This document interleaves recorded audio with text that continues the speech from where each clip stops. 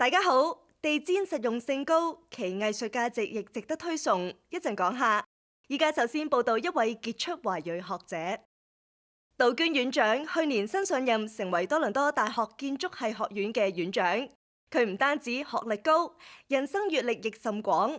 喺佢嘅帶領下，將為該學院引進創新思維，為加拿大本土甚至世界輸出更多建築專業人才。李詠如報導。呢度係多倫多大學 John H. Daniels 建築景觀設計學院。南翼呢座高德復興式建築大樓建於1875年，曾經係神學院同軍事用地。直至2013年6月，當時已經有過百年歷史嘅多倫多大學建築學院移師到呢個地址，並以當時一位巨額捐贈者嘅名字 John H. Daniels 命名為多倫多大學 John H. Daniels 建築景觀設計學院。而及後喺2017年落成嘅北翼教學大樓，現代化嘅設計同南翼大樓形成鮮明對比，正好展現古今不同建築風格，體現建築學院推陳出新又新舊兼容嘅特色。學院近來亦經歷一次人事管理新舊交替，佢哋喺上年7月迎嚟咗新任院長杜鵑。新上任嘅杜鵑院長成為多倫多大學建築系學院歷史上第一位擔任最高領導職位嘅華人女性。As a young immigrant growing up in the US, one of the classes I enjoyed the most was one that didn't require language, which was art. I love drawing and painting and making things with my hands. I did not have any of my family members as architects. My father wanted me to study engineering like himself, but I was interested in architecture because it allowed me to explore my interests in art, but also language and history, as well as science and math. 杜鵑院長出生於中國大陸，自小隨父母移民至美國生活。佢嘅求學同工作足跡遍佈世界多個地方。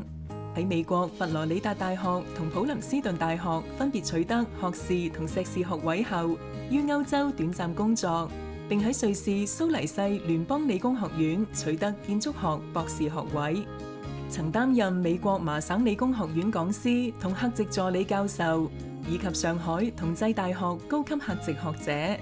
喺出任多倫多大學建築系學院院長之前，杜鵑院長任職香港大學建築系副教授及副院長長達15年。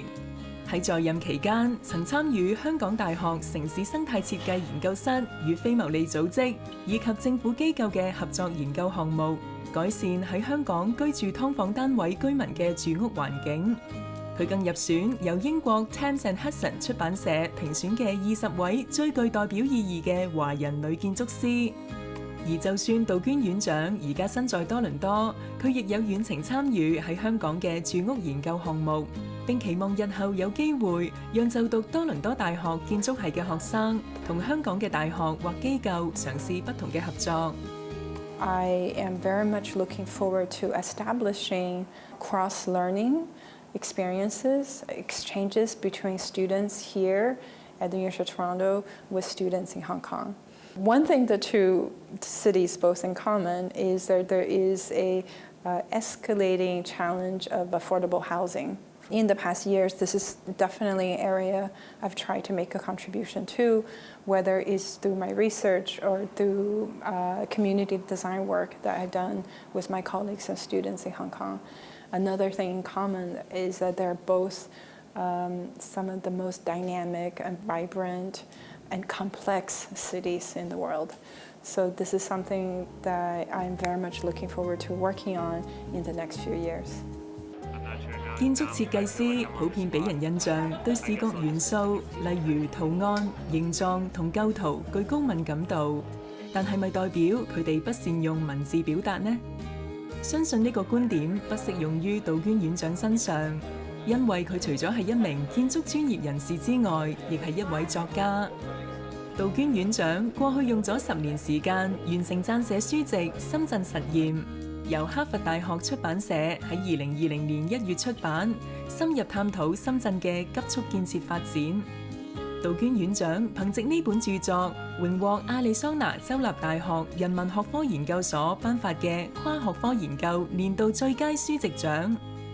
杜鵑院長嘅成長與工作經歷集合中西文化體驗，不同文化衝擊亦有助豐富咗佢嘅建築專業資歷。例如，自古以嚟，中國一直有一套由前人歸納並流傳已久嘅獨特建築學問。